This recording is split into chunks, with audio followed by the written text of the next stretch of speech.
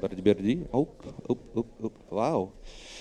Could I ask, please, the photographers to leave the room, please? And we're going to start this session. It's MIDEM Talent, sponsored by Orange. And I haven't been paid by Orange, by the way. And it is with great pleasure that we have here on stage the MIDEM 2008 Personality of the Year, Peter Gabriel.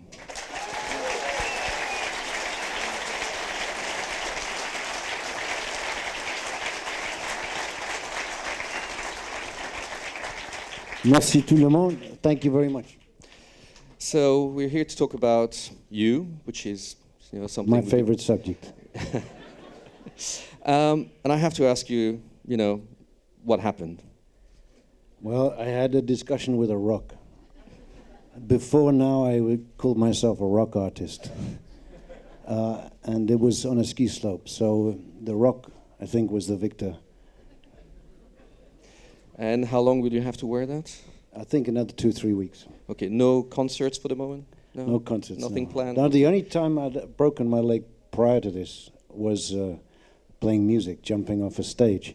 So I always used to say it's a much more dangerous activity than snow sports. But you used to do lay your hands on me and you will fall back into the audience. Has it ever happened that actually no one was there to pick you up?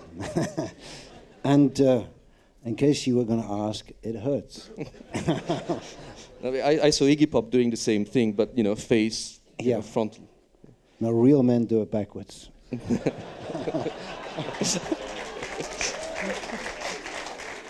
So we're here to talk about talent also, and I'd like to start with your when did you have that feeling that actually you were geared towards music rather than driving buses or God knows what?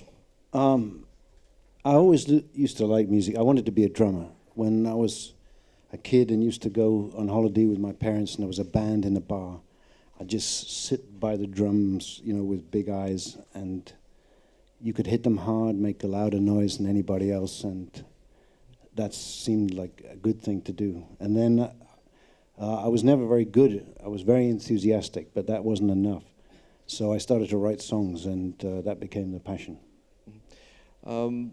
What were your influences? What were you listening to, and what really caught your attention? I think a lot of things, really. I loved soul music. I saw Otis Redding when I was 17 years old, went away from school, and was probably to this day the best concert I've ever seen. I used to like all the beat stuff, the Beatles, Kinks, Who, Small Faces, all that stuff. I think some classical music went in. My mother, until last year, ran a classical music club, and church music, I think, had some influence as well. So there was a wide variety of stuff. And when did you start thinking, well, maybe I could make a living from making noise? Well, we started to try and write songs, and it was a pretty slow start. Jonathan King, in fact, gave us our first opportunity when we were at school to make a record, and it was quite a sort of poppy record. And then we started writing things that were a lot less poppy, and I think we lost his enthusiasm. And then we waited until Tony Stratton-Smith really picked up on it and gave us another chance. That name you just mentioned was very important in shaping up the career of the band that was going to become Genesis, right? Yeah, Strat. He was a wonderful man.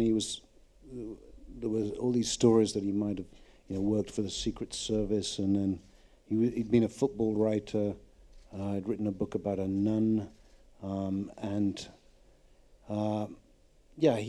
he was part of the La Chasse scene in London, and part of the gay music biz mafia as well. But he was a wonderful, wonderful man that gave a lot of people their first chances. He was passionate about racing horses, so royalties sometimes were paid to horses rather than artists. But aside from that, I think we owe him a lot. And to give him his credit too, Jonathan King, I think, spotted many artists and gave them opportunities too.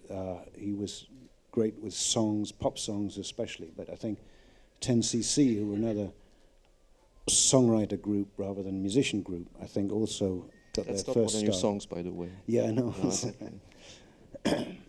No, did you feel at some point that that's it?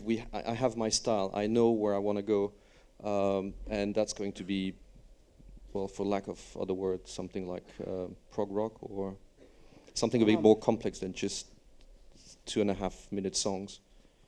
I think this is Genesis time, so we just used to get bored with some of the stuff we heard, and we wanted to break down barriers. I remember we went to one agent, the first one actually took about 2 hours to tell us why we should go back to bricklaying or wherever we come from. We'd never make it in the music business, and I probably owe a lot to him, because I wanted to say fuck you for many years. And then there was another agent who described us as folk, blues, mystical.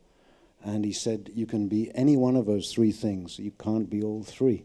So I think at that time, people forget, but it was very sort of segregated, the styles of music. And I think we were approaching it from a songwriting perspective, but there were different artists all trying to break through barriers and break down these categories. You seem like a rather quiet person, but suddenly there's that different persona on stage that becomes wild. Split of personality, something like that?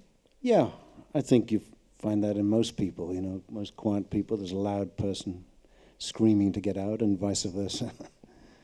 And I'm lucky that I can get paid to do my therapy. Well, you started 30 years ago as it worked. a therapy as a solo act. Yeah. Was it a tough decision to make, to decide to go from the kind of comfort that you might have in a band to, okay, well, I'm going to be, the face, and it's going to be a solo act? It wasn't. It was really a decision to get the hell out of the music business.